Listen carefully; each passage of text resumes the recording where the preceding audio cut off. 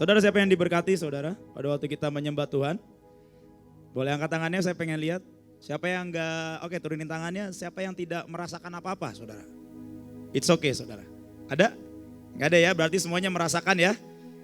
Tuhan baik di tengah-tengah kita, amin. Amin. Saudara, kalau misalnya kita lagi menyembah Tuhan saudara. Kalau kita lagi menyembah Tuhan, jangan terburu-buru untuk keluar saudara. Halo. Seringkali kecenderungan orang Kristen tuh begitu. Waktu kita nyembah Tuhan, entah itu di gereja, entah itu di rumah, entah itu di kamar doa kita ini selalu mengharapkan sesuatu yang supranatural langsung terjadi sedemikian rupa. Sadet sanyet. Saat itu juga, betul nggak? Cuma seringkali waktu kita nyembah di rumah, penyembahan kita aja nembus plafon aja enggak, saudara. Siapa yang pernah mengalami itu? Ya? Siapa yang sering ngalamin itu? Waktu kita ambil gitar kan, waktu kita bangun pagi jam 4 ya, kan di sini kan wajah-wajahnya kelihatan nih, bangun pagi jam 4, punya saat teduh sama Tuhan 1 jam, nyanyi nyembah, I sing praises to your name, oh haleluya, Tuhan engkau baik. Oh Lord, baru nyanyi 3 bait udah lihat jam berapa ya, waduh 1 menit juga belum. Gak ada di tempat ini ya. Tapi saudara, jangan terburu-buru keluar dari hadirat Tuhan saudara. Harapkan sesuatu yang ilahi saudara. Karena Tuhan itu firman-Nya berkata demikian, carilah Tuhan selagi Ia berkenan ditemui saudara. Ada masanya Tuhan itu pengen dicari. Ada masanya Tuhan itu seperti sengaja menyembunyikan dirinya. Supaya apa? Supaya dia benar-benar diinginkan. Dan supaya dia itu benar-benar dirindukan. Halo? Makanya kita nyanyi, kau yang aku nantikan. Kalau nyanyi kan kita bagus banget ya. Yeshua Amasya. Tapi seberapa cara kita mencari Tuhan, menginginkan Tuhan, menantikan Tuhan. Setiap hari, setiap waktu dalam hidup kita pribadi lepas pribadi. Itu sebuah pertanyaan saudara. Kehidupanmu di tempat yang rohani itu tidak menjamin engkau untuk menjadi manusia ilahi. Semua itu kembali kepada setiap kita masing-masing. Semua itu kembali kepada setiap apa yang kita rindukan di hati kita. Apakah kita sungguh merindukan Dia? Apakah kita sungguh menginginkan pribadinya? Ataukah kita hanya ingin perbuatan-perbuatannya yang ajaib saudara? Bahwa bangsa Israel itu seringkali melihat mujizat dalam hidupnya. Waktu bangsa Israel itu berbondong-bondong keluar dari tanah Mesir, mereka melihat mujizat. Tapi mujizat gak pernah terjadi lewat hidup mereka saudara. Mereka lihat mujizat, mereka terima mujizat, mereka dapat mujizat dan mereka menikmati mujizat. Tapi tidak ada satupun dari bangsa Israel yang masuk ke tanah Kanaan, kecuali Yosua dan Kaleb. Bayangkan saudara, dari yang diperkirakan ada 2 juta orang, hanya 2 orang yang masuk. Artinya apa saudara? Ini yang sisanya, apa yang mereka kejar? Apa yang mereka inginkan? Dan ini adalah cara iblis untuk menipu anak-anak Tuhan di akhir zaman. Anak-anak Tuhan di akhir zaman ini sudah cukup merasa senang begitu doa-doanya terkabul. Begitu mujizat terjadi dalam hidupnya. Begitu doa-doanya dijawab. Oh ini tanda bahwa Tuhan berkenan dalam hidupku. Bangsa Israel doanya, rengekannya dijawab Tuhan. Bukan karena bangsa Israel berkenan saudara. Hati-hati dan kita harus bisa memilah-milah saudara. Sebagai anak-anak Tuhan kita harus tahu jebakan-jebakan apa aja yang iblis sedang kerjakan dalam hidup kita. Dia dari dulu itu omongannya tuh selalu begitu iblis itu saudara. Namanya aja bapak dari segala pendusta. Kerjaannya ya itu aja. Yohanes 10 ayat 10. Pencuri datang untuk mencuri, membunuh dan membinasakan saudara. Itu kerjanya dia. Dia akan izinkan segala sesuatu yang kelihatannya baik terjadi dalam hidupmu. Tapi itu membuat kita sebenarnya tidak berjalan kemana-mana.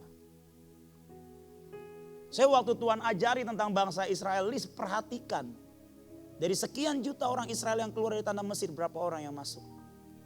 Cuma 2, saudara. Cuma 2, kita tahu itu. Selebihnya kemana? Selebihnya terkapar di padang gurun, saudara. Bayangin. Berpuluh-puluh tahun melihat tiang awan, melihat tiang api, ngelihat roti mana, ngelihat daging, ngelihat laut merah terbelah. Wow. Melihat air keluar dari batu.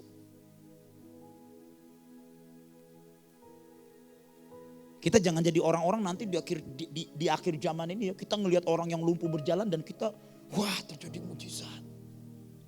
Inginkan untuk kita menjadi orang-orang yang dipakai Tuhan untuk mengerjakan mujizat itu, saudara. Amin. Amin. Saudara percaya itu akan terjadi dalam hidupmu? Ya, jadi jangan puas sampai melihat mujizat, saudara ya. Jadi benar-benar inginkan sampai hati kita ini benar-benar desperate untuk kita ini benar-benar bisa jadi bagian pembawa mujizat itu. Inginkan benar-benar dengan haus dan lapar, dengan desperate untuk kita ini benar-benar bisa jadi bagian pembawa lawatan itu.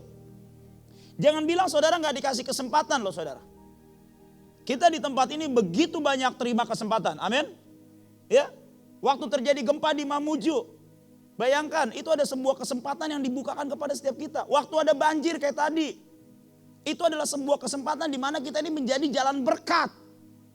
Saudara, kalau saya ngelihat ini anak-anak, saya pernah datang ke Manaim jam 1:30 pagi, saya ketemu nih sama nih orang. Saya bilang sama dia, Lydia kamu gak pulang? Nginep kak. Ngapain nginep? Barusan ada yang telepon kak. Butuh bantuan korban banjir. Di saat yang lainnya anak-anak Tuhan sedang apa? Sedang terkapar dalam hadirat Tuhan. Wah, kasurku nikmat. Saya kaget, saya 1:30 saya datang ke Manaim. Saya lihatin anak, dan kebanyakan cewek. Ada satu yang saya ketemu Lydia, terus ada Janet ya. Terus kalian pulangnya gimana? Kita nginep. Bayangin saudara, 1:30 pagi. Jangan berkata bahwa kesempatan itu gak datang dalam hidupku. Kesempatan itu ada saudara. Tapi saudara bisa lihat cara Tuhan bagaimana. Tuhan itu bisa pakai segala cara untuk menyatakan kemuliaannya. Gak mesti pakai cara kita. Kalau manusia nih, manusia saya nih ya, pengennya Tuhan lewat saya dan itu saya bisa bayar. Itu namanya apa? Sombong. Saudara, kalau Tuhan mau kerjakan sesuatu, biar Tuhan kerjakan dengan caranya yang ajaib. Nah pertanyaannya, pada waktu kita dapat kesempatan dan peluang untuk jadi orang-orang yang mengerjakan mujizat, mengerjakan lawatan, bagaimana respon kita? Bagaimana reaksi kita? Pasti yang ajaib akan terjadi. Bagaimana cara kita meresponi saudara? Bagaimana cara kita meresponi firman Tuhan itu? Bagaimana cara kita meresponi firman Tuhan itu? Jadi jangan pernah bilang bahwa kesempatan itu gak ada. Kesempatan itu banyak. Apalagi di sini pemimpin kita itu, saya bersyukur pemimpin kita ini adalah pemimpin yang benar-benar memberikan kesempatan terbuka saudara. Caramu merespon. Cara kita merespon akan setiap kejadian, apapun juga yang Tuhan izinkan terjadi dalam hidup kita, bagaimana caramu merespon? Apakah engkau memilih untuk menjadi orang yang menang dan merdeka? Atau kau memilih menjadi seorang pecundang yang mundur dan kau kalah? Dan saya mau bilangin saudara, dari tahun ini sampai tahun ke depan, kita gak ada pilihan untuk kalah dan menyerah saudara. Pilihan kita adalah maju, pilihan kita adalah menang, pilihan kita adalah menaklukkan setiap peperangan yang ada di depan kita saudara. Halo, halo. Waktu orang lain berkata di mana-mana lockdown, gak bisa bikin KKR. Itu orang gila di Pakistan lagi bikin KKR kemarin. Gak cuma itu saudara, kemarin saya dikirimin videonya mereka lagi nyembah di jalanan dingin-dingin. Orang Pakistan nyanyi dangdut, dingin. Teman saya Israel nyanyi ku menyembahmu, semua orang sujud nangis nyembah Tuhan saudara. Bayangin. Tidak ada jalan yang tertutup buat engkau saudara. Tidak ada jalan yang tertutup buat engkau. Kita buka sama-sama firman Tuhan ya. Saya semangat ini. Siapa yang semangat pagi hari ini? Amin. Jadi jangan bilang kau gak dapat kesempatan. Kesempatan banyak. Ada yang kebanjiran, pergilah ke tempat banjir saudara. Halo. Ya. Ada yang Kelaparan, pergilah ke tempat kelaparan ya. Kita buka sama-sama di dalam Yohanes 8 ayat 31 sampai 32. Saya suka banget akan firman ini saudara ya. Dan saya berdoa kita benar-benar meresponi akan setiap firman Tuhan dengan cara yang benar saudara. Amin. Yang sudah dapat katakan asik. Oh, yakin udah dapat nih. Oke, boleh ditampilkan BMN. Dalam hitungan yang ketiga. Yohanes 8 ayat 31 sampai 32.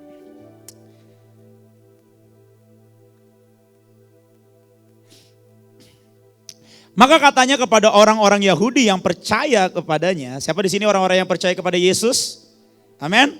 Yang percaya kepada Yesus, jikalau kamu tetap di dalam apa? Firman-Ku, kamu benar-benar adalah murid-Ku. Garis bawahi kata itu saudara. Ya, jikalau kamu tetap, garis bawahi kata tetap, dan dalam firman-Ku, kata Tuhan. Kamu benar-benar adalah murid-Ku. Setelah itu apa? Maka kamu akan mengetahui, maka kamu akan mengenal kebenaran. Dan kebenaran itu akan memerdekakan kamu. Gak ada yang bilang amin. Saudara, kata mengetahui di sini bukan cuma sekedar mengetahui dan tahu bahwa itu adalah firman kebenaran. Tapi mengetahui di sini yang dimaksud adalah kita benar-benar mengenal akan yang namanya kebenaran itu sendiri, yaitu firman Tuhan. Yaitu Yesus Kristus Tuhan sendiri.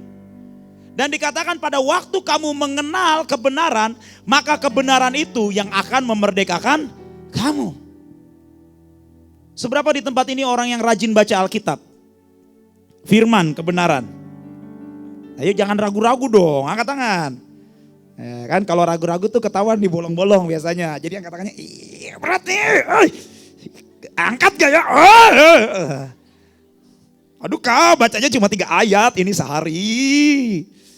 Siapa yang di sini doanya seperti, wah jangan kayak Daniel ya. Yang doanya minimal 3 kali sehari, pagi, siang, dan malam. Doa makan.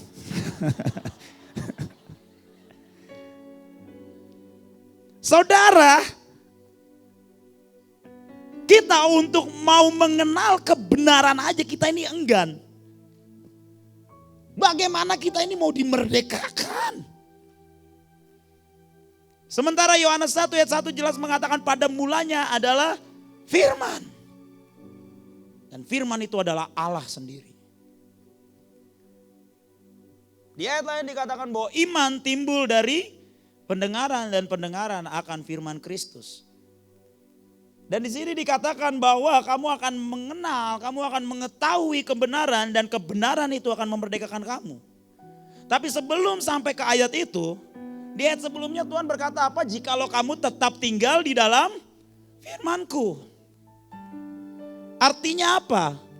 Kalau tetap itu artinya forever saudara. Ya, kalau tetap itu artinya tinggal.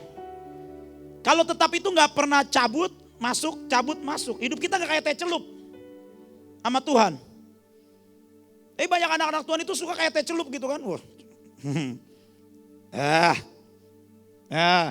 Aduh, lagi gak asik nih. Cabut dulu. Aduh, aku kering nih, celup lagi. Enggak, saudara. Firman-Nya jelas mengatakan jika kamu tetap di dalam firman-Ku. Nah, kita ini tetap gak di dalam firman Tuhan? Ini saya berkata seperti ini juga, ini firman ini buat saya, saudara. Kita ini tetap gak tinggal di dalam firman Tuhan? Atau kita ini jadi orang-orang yang cuma sekedar suka melakukan kegiatan-kegiatan pelayanan?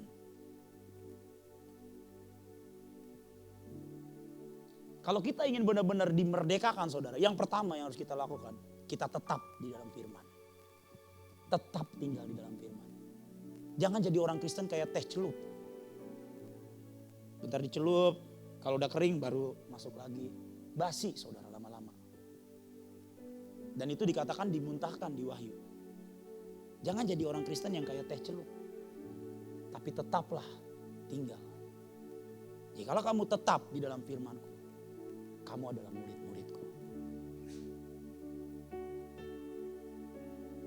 Yang namanya kita untuk mengenal kebenaran, Kita nggak bisa sebentar kita pilih nih kebenaran yang kita pengen.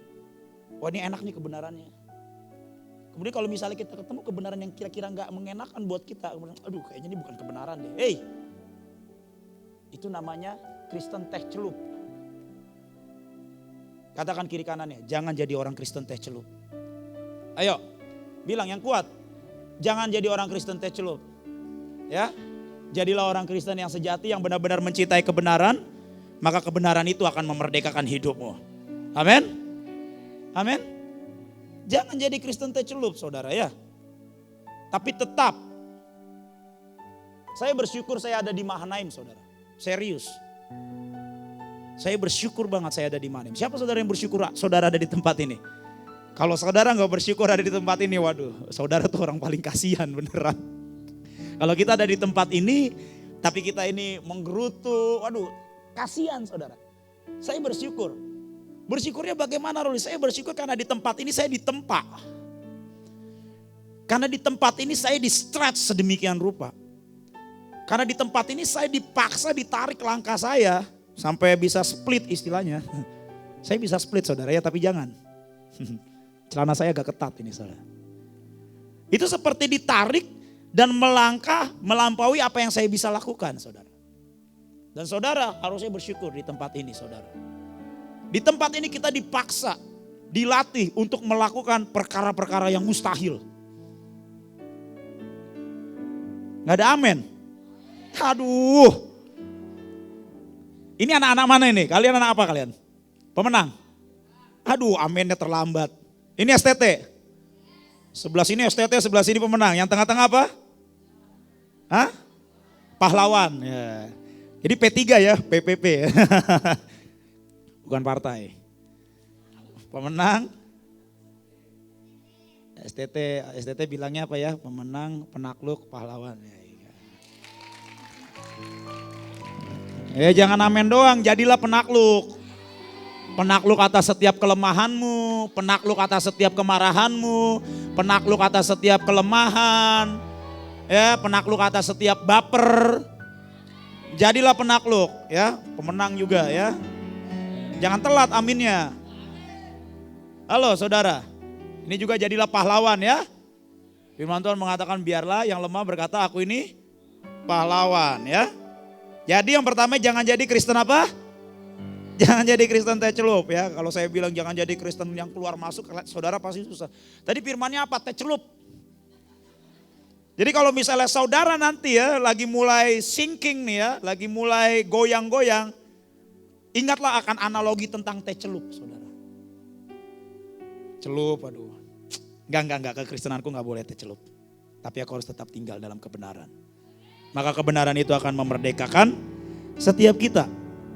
Ya. Kemudian kebenaran itu harus mutlak saudara. Ya. Yang namanya kebenaran itu mutlak, tidak boleh setengah-setengah. Seperti yang saya katakan tadi. Banyak orang Kristen itu punya masalah gini loh. Kebenarannya itu pengen terima kebenaran yang enak-enak. Jadi kalau kita baca Alkitab misalnya nih ya.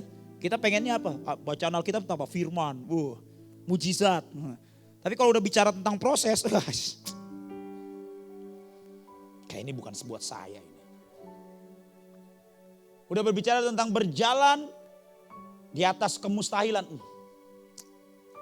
Kayak ini cocoknya buat itu yang dari Papua ini nih. Kebenaran itu harus kita terima semuanya secara mutlak saudara. Pada waktu Yesus bertanya kepada murid-muridnya. Yesus bertanya seperti ini. Menurut orang, aku ini siapa? Kemudian murid-murid Yesus ada yang bilang apa? Oh ada yang bilang kau nabi yang akan datang. Ada yang bilang kau ini Elia, bla bla bla segala macam.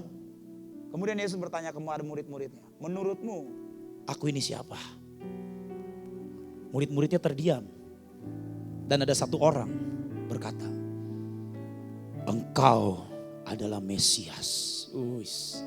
Anak Allah yang hidup. Namanya siapa yang ngomong kayak gitu? Petrus. Kemudian Yesus berkata. Dan engkau adalah Petrus. Tidak lagi disebut namanya Simon saudara. Kalau Simon itu artinya buluh. Yang kena angin langsung bubar. Tapi Yesus berkata sama Petrus, engkau adalah Petrus dan di atas batu karang ini Aku akan mendirikan jemaatku di mana alam maut tidak akan menguasainya. Keren gak saudara? Tapi saudara kalau baca di perikop berikutnya, waktu Yesus cerita tentang penderitaannya, pada waktu Yesus cerita dia akan diserahkan. Maka Petrus ini yang baru aja diangkat dipuji-puji, engkau adalah Petrus batu karang. Tiba-tiba dia tarik Yesus. Biasa gitu tuh anak Tuhan tuh. Udah diangkat sama Tuhan agak songong. Agak gak tahu diri. Agak kurang ajar. Di Alkitab dikatakan loh, dia menarik Yesus. Dan dia berkata, hal itu tidak akan terjadi padamu. Apa yang dikatakan Yesus saudara? Hanyalah iblis. Bayangin orang yang disebut sebagai batu karang. Di mana Tuhan akan mendirikan gerejanya jemaat yang alam maut tidak akan pernah bisa menguasainya. Di perikop selanjutnya, Yesus berkata, enyah kau iblis. Dan kebenaran itu seperti itu saudara. Kita gak bisa terima kebenaran yang baiknya aja. Dan pada waktu kita salah, kita gak siap untuk ditegur. Gak bisa. Di tempat ini semuanya adalah pasukan, amin. Jadi pada waktu kita salah, pada waktu kita tidak melakukan tepat seperti apa yang Tuhan mau, yang dikomandokan kepada setiap kita harus siap ditegur. Kebenaran itu tidak selalu membelai saudara.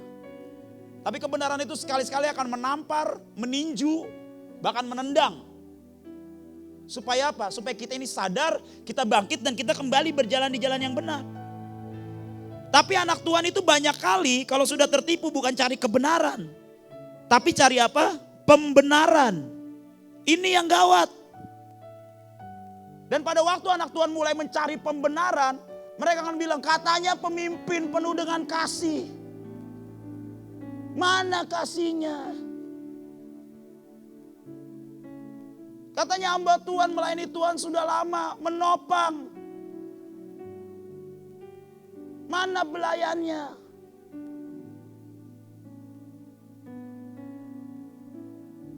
Dan banyak orang Kristen datang ke gereja bukan cari kebenaran, tapi cari pembenaran. Kebenaran itu gak cuma membelai, kebenaran itu gak cuma membebat dan memeluk, tapi ada waktunya kebenaran itu akan mengupas, menguliti. Yang kelihatannya itu sakit, tapi itu justru membentuk kita jadi pribadi atau jadi permata yang sesuai dengan yang Tuhan mau. Amin. Kan ada kan lagunya kan, bagai sebutir pasir di tepian pantai, namun kau angkatku. Kita senang nih kalau diangkat kan. Jadi mutiara, dari pasir jadi mutiara, bayangin saudara. Dari hina jadi indah. Tahu prosesnya jadi mutiara bagaimana? Gak usah saya ceritain ya. Googling aja. Tuhan bentuk aku jadi permatamu. Woi. Yakin mau dibentuk jadi permata? Saudara udah pernah mampir gak ke pabrik diamond? Udah pernah belum? Belum ya? Saya berdoa saudara yang belum pernah ke Israel nanti mampir ke Israel. Di Israel itu biasanya kalau kita trip itu ada trip ke tempat pembuatan diamond. Kalian akan lihat itu diamond yang indah, berkilauan, begitu kena sinar matahari atau sinar lampu itu akan memantulkan cahaya yang indah. Dan saya berdoa kalian lihat bagaimana cara pembuatan diamond yang indah. Itu dipotong pakai laser saudara. Ada yang berapa? 10 cut. Oh, cuttingannya 10. Artinya dipotong 10 kali. Makin banyak cuttingannya, kilauannya makin bagus. Ada yang dipotong 20 kali. Ada yang dipotong 100 kali. Ada yang dipotong 350 kali. Terus maksudnya apa? Kebenaran itu seperti itu. Waktu membentuk engkau untuk menjadi sebuah permata. Untuk menjadi sebuah senjata. Itu perlu ditempa. Itu perlu dipotong. Itu perlu di-cut. Dan kalau dipotong itu gak ada yang enak saudara. Gak ada yang geliwat. Gak ada. Dipotong tuh sakit. Dipotong itu berdarah. Dipotong itu ada yang dibuang dari hidup kita. Udah siap gak dipotong? Itu kebenaran. Saya di YouTube saya suka ngeliatin orang tempat membuat senjata. Jadi di YouTube tuh saya hari-hari lagi sering ngeliatin saudara. Dari rantai kapal yang karatan, dari baut-baut bekas. Ada orang ngambil dari rantai kapal yang sebesar ini. Segini doang. Tebelnya kurang lebih segini. Saya liatin YouTube-nya kurang lebih 24 menit. Tapi dari yang segitu dipotong pertama rantai itu. Setelah dipotong diluruskan.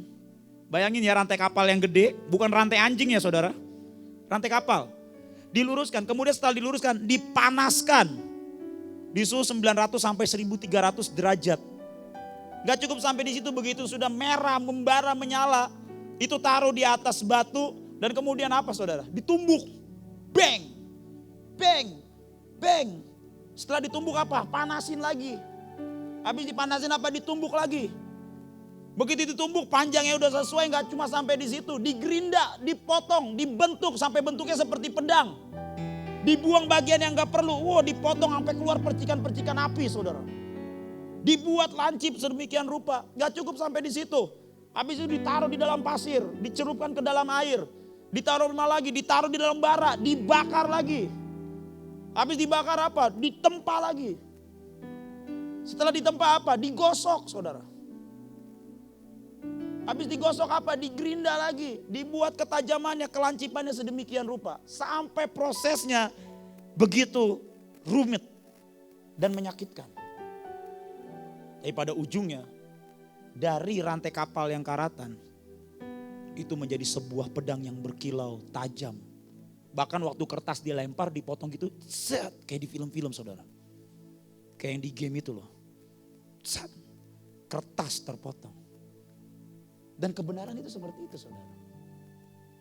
Seringkali kita gak cuma dipotong, tapi siapkan kau untuk dipanasin. Halo? Ya, anak-anak pemenang siap gak dipanasin? Hah? Latihannya gimana? Latihan tuh di kompor. Duduk di atas kompor nyalain tuh. Ya. Kompor itu masih belum terlalu panas itu. Bayangin. Siap digosok, siap dipotong. Engkau paling tahu, saudara dan saya, kita ini paling tahu mana yang harus dipotong dari hidup kita. Izinkan itu untuk dipotong dalam hidup. Firman itu seperti itu. Jangan pilih-pilih kebenaran yang saya mau ini, saya nggak mau yang ini, nggak bisa. Nggak bisa. Saya mau bilangin sama pemenang, kalian bersyukur ya kalian punya pemimpin Ayah Steve ya. Kalian harus bersyukur. Iya. Itu kalau kalian kenal Ayah Steve perjanjian lama, pulang semua kalian. Saya ini hidup dengan Ayah Steve perjanjian lama dan perjanjian baru. Serius. Kalian kalau dengar suaranya yang menggelegar pada zaman perjanjian lama, berdiri gak tidur-tidur kalian. Makanya bersyukur. Itu tempat terbaik di mana kita ditempa. Amin. Amin. Jadi yang pertama apa? Kalau kita ingin mengenal kebenaran maka tetap tinggal di dalam firman. Jangan jadi Kristen celup. Yang kedua apa? Izinkan dirimu untuk ditempa ya, dipotong, dibakar, diproses, apapun lah itu namanya ya. Ya, jadi kalau misalnya engkau mengalami, saudara dan saya mengalami proses demi proses, cintai saudara. Ya, cintai saudara. Enjoy the process. Parolis kalau ngomong enak ya, oh iya. Kalau ngomong memang enak, waktu ngalamin enak gak? Nah kalian itu loh, bilangnya gak enak. Namanya aja enjoy the proses, nikmatin. Kalau segala sesuatu kita nikmatin, maka itu akan menjadi bisalah kita lewat. Ada anugerah Tuhan, amin. Pikulah kuk yang kupasang dan belajarlah daripadaku, kata Tuhan.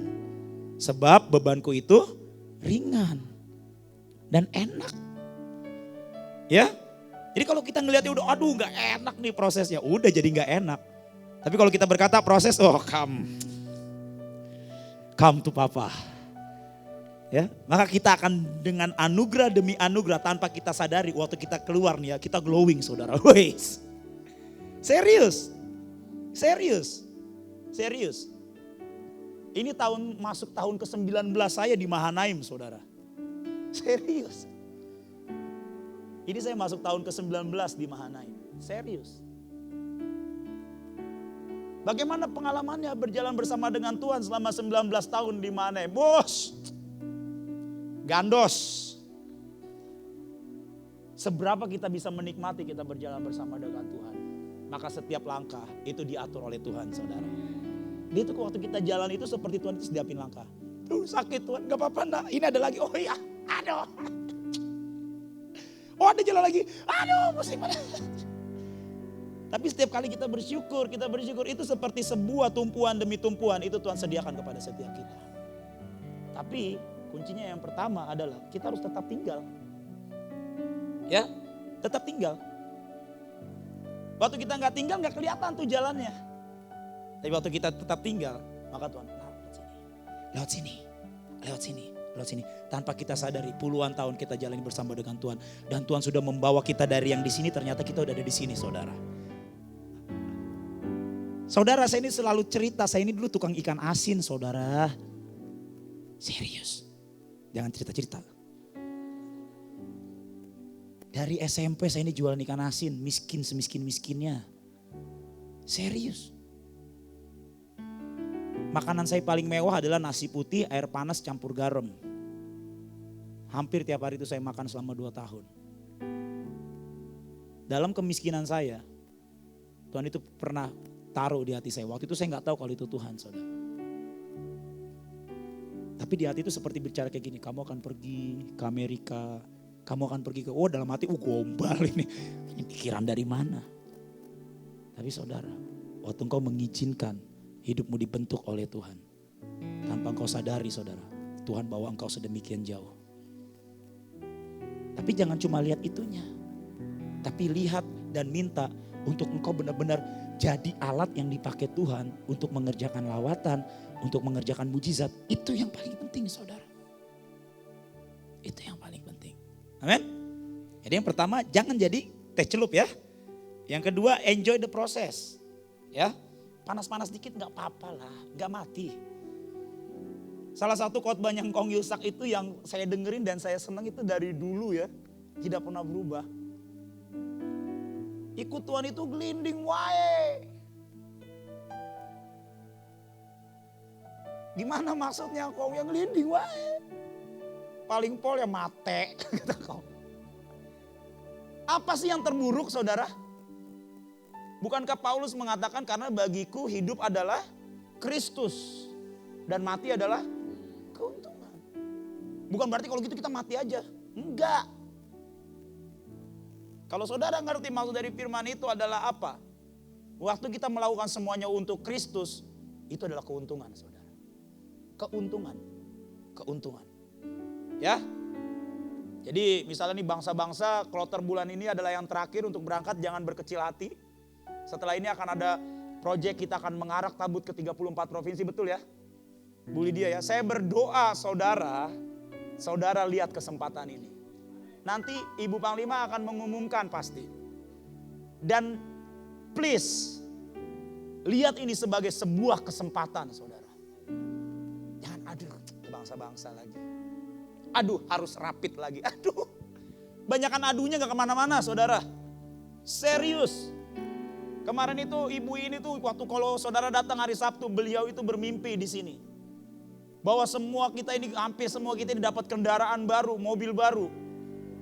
Dan ada salah satu yang ajaib saudara, bahwa ada muncul generasi berikutnya yang tidak pernah kelihatan dan mereka itu muncul dan bersinar sedemikian rupa. Siapa generasi itu saudara? Saya berdoa saudara menangkap dengan iman hari ini saudara. Halo? Jangan berpikir ya enak banget generasi yang kemarin-kemarin dapat mobil baru, dapat kendaraan baru, dapat pelayanan baru. Saudara harus bersyukur karena saudara dapat kesempatan baru untuk engkau berdiri, bersinar dan menyatakan kemuliaan dan mujizat Tuhan saudara. Halo. Ya. Jadi please lah. Beresponlah dengan cara yang ilahi ya. Dengan cara yang benar. Yang terakhir ya saudara ya. Tadi yang kedua apa? Enjoy the process. Setelah kita enjoy the process. Yang namanya kebenaran itu akan membawa kita berjalan, berlari, bahkan terbang melampaui batas kemanusiaan kita.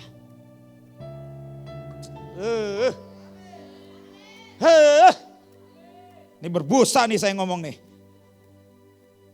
Kebenaran itu akan membawa kita berjalan, berlari, bahkan terbang melampaui batas kemanusiaan kita. Beyond our limitation, saudara.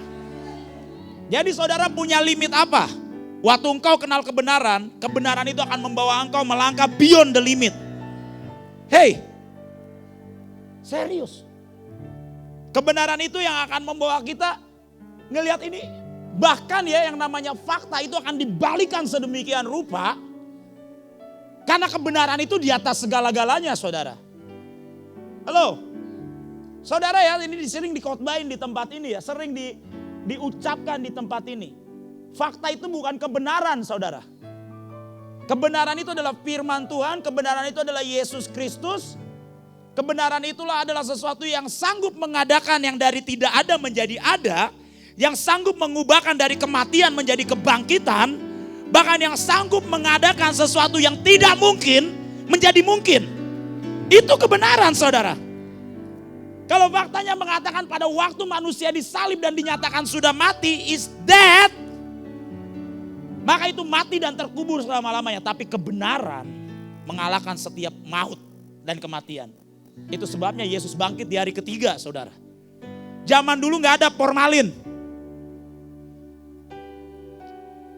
Pak, adanya balsam, iya balsam ada Imam. Formalin gak ada. Ya mungkin tubuh Yesus dibalsemin. Tapi yang namanya kebenaran, sekalipun hukum dunia mengatakan ini sudah mati, 3 hari kemudian bangkit tuh. Halo. Itu apa saudara kalau tidak melampaui batas kemanusiaan?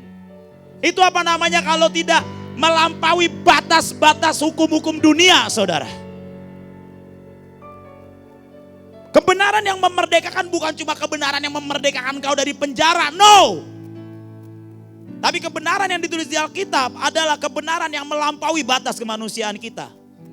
Saya nggak tahu seberapa saudara percayakan hal ini. Tapi saya sangat percaya, saudara. Saya melihat di depan mata saya orang mati bangkit tahun lalu. Serius. Saya nggak tahu saudara pengen lihat itu apa enggak. Hukum dunia akan mengatakan bahwa tongkat yang sudah dipisahkan dari kayu, dari akarnya, kemungkinan enggak untuk bertumbuh. Tapi kebenarannya berkata, bawa tongkat Harun, taruh di hadapan tabut perjanjian. Dalam satu malam, enggak cuma berbunga, tapi dikatakan dia berbuah. Hukum dunia mengatakan 5 roti tambah 2 ikan sama dengan berapa? Berapa? Aduh 5 tambah 2 matematikanya udah gak ada nih. 5 roti tambah 2 ikan berapa? 7. Itu kalau dikasih makan ke 7 orang kenyang gak? Hukum dunia mengatakan 5 roti tambah 2 ikan cuma 7. Tapi pada waktu itu dibawa kepada kebenaran yang namanya Yesus Kristus Tuhan. Itu ngasih 5.000 orang laki-laki loh saudara. Yang dicatat 5 roti dan 2 ikan. Yang dicatat 5.000 orang laki-laki. Anak-anak dan perempuan dihitung gak? Gak dihitung. Hukum dunia kira-kira mengatakan bisa gak? Itu ngasih makan 5.000 orang. Oh 7 orang Batak aja, 7 orang Papua. Coba kelar itu. Ngotor-ngotorin gigi. Tapi dikatakan mereka makan sampai kenyang. Bahkan sisanya berapa? 12 bakul saudara, 12 bakul. Dan kebenaran itu yang membuat kita akan melangkah melampaui our limit saudara. Melewati limitasi kita. Iblis boleh taruh limit dalam hidupmu. Waduh kamu gak akan pernah dipakai, kamu itu bekas perzina. Kamu gak akan dipakai, kamu itu bekas pencuri. Kamu gak akan dipakai, kamu itu bekas pembunuh. Kamu gak akan pernah bisa bawa lawatan, bawa hadirat Tuhan. Kamu itu berapa kali menggugurkan anakmu. Saudara, orang yang mengerjakan lawatan di Mahanaim itu orang-orang bekas yang kayak gitu saudara. Halo. Jadi kalau ada perkataan-perkataan itu yang menghantui pikiran dan hatimu, kebaskan itu di dalam nama Yesus. Berkata, firman-Nya berkata bahwa kebenaran itu yang akan memerdekakan hidupku. Dan membuat aku melangkah melampaui setiap batas kemanusiaan. Hukum-hukum dunia tidak lagi mempengaruhi hidupku. Perkatakan itu setiap hari saudara. Perkatakan itu setiap hari. Amin. 5 roti, 2 ikan, beri makan 5.000 orang, sisanya berapa? 12 bakul saudara. Untung itu orang Yahudi di situ ya. Coba kalau orang Batak itu, gak ada sisa 12 bakul. Dibungkus semua dibawa pulang. Amin. Amin. Dan kita adalah orang-orang yang akan menerima kemerdekaan karena kita yang memilih untuk hidup di dalam kebenaran. Mari bangkit berdiri sama-sama saudara.